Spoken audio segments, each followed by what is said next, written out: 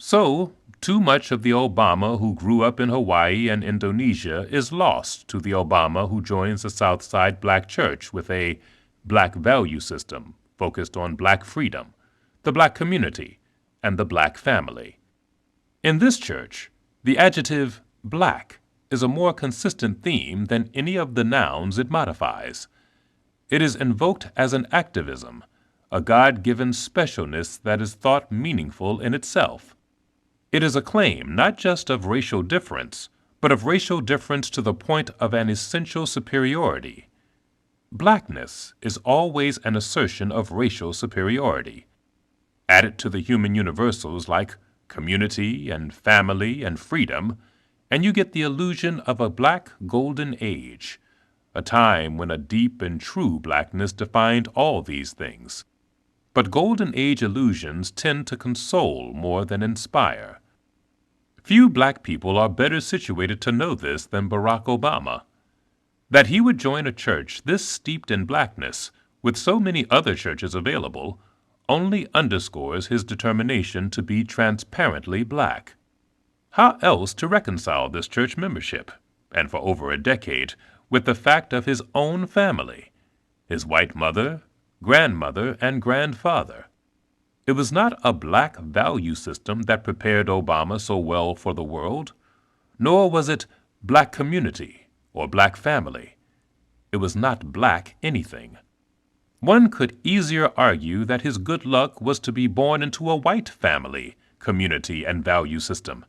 And in fact, isn't his success, his ease in the American mainstream, due more to assimilation than to blackness? Isn't his great advantage over other blacks precisely his exposure from infancy on to mainstream culture? And doesn't it then follow that assimilation might be a very reasonable strategy for black uplift? And correspondently, doesn't Obama's success make the precise point that blackness is a dead end? So how can Barack Obama sit every week in a church preaching blackness and not object?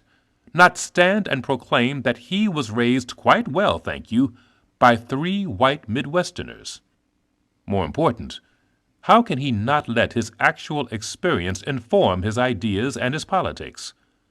Who would be better positioned to know that values have nothing to do with race, or that assimilation is really about mastery and development, rather than self-hate and cultural infidelity? And who better to know that the adjective black imparts no special knowledge when attached to words like family and freedom? Isn't America's fascination with him precisely his potential for diffusing race as a national obsession? Might this not be his Promethean fire, his special gift to his times? But Obama is also the kind of man who can close down the best part of himself to belong to this black church, and more broadly, to the black identity. This is the sort of habit that, over time, can leave a person without much of a self. What are the insights that come out of his full human experience? And where is the faith that his own truth must count? I worry when he says, as he so often does, "I am not an ideologue." The other side of this campaign mantra may be that he has no deep convictions, that he may have actually avoided thinking things through to their first principles, so as to be more malleable, more things to more people. Obama seems most pained when he is pressed for his true beliefs. The habit of not going with oneself, of not making one's politics accountable to one's actual experience, can make a person more Protean than Promethean. Woody Allen's Zelig character comes to mind, a man who can fit imperceptibly into every background, who can hunt with the dogs and run with the foxes. I don't believe that Obama is a Zelig, but most of his policy recommendations have this dog and foxes quality. He will say, for example, that a little affirmative action is good for blacks, but maybe it's also good for poor whites. Yet he is loath to say how racial preferences stack up with his principles, his concept of democracy. Thus far, Obama is the very opposite of a Reagan-like conviction politician.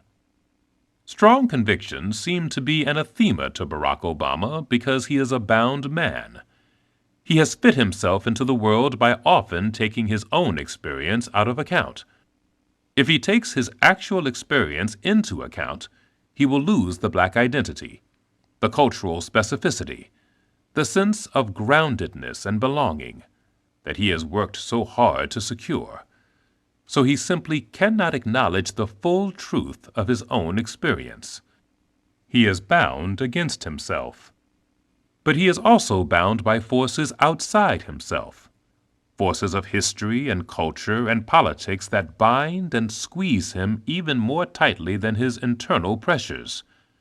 His presidential bid is indeed something new, but the landscape he traverses is very old. Part 2. The Society. Chapter 7. Masking. I possess a photographic portrait of Louis Armstrong that I treasure greatly. It must have been taken on a hot summer evening fairly late in his life. In it, he is wearing a short-sleeved shirt completely unbuttoned in front.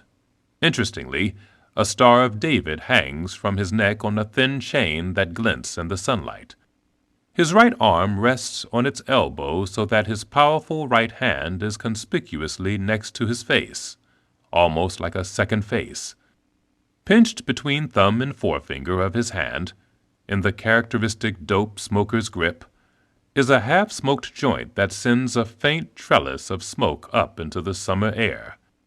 I was stunned the first instant I laid eyes on this photograph, but not for its novelty of capturing a celebrity in the act of smoking a joint. It was the look on Armstrong's face that grabbed me. It is perfectly frank and guileless. The eyes are sad, willful, and faintly angry all at the same time. Most of all, they seem tired and quite beyond amusement, as if they have seen absolutely everything there is to see. I love the photograph because its image is a million miles away from the iconic image of Louis Armstrong, the tritely happy figure on the bandstand with the trademark white handkerchief, the broken lip, and the self-effacing grin. This is the real man behind that mask in his full depth and complexity, looking exactly like who he really was, one of the 20th century's greatest artists. So nice, even soothing, to see Louis Armstrong as he really was. I also cherish this photograph as a kind of cultural artifact because, in its sharp contrast with the familiar image of Armstrong, it symbolizes masking, one of the most interesting and troublesome cultural characteristics of Black American life. Masking is as simple as the fashioning of a face for the world.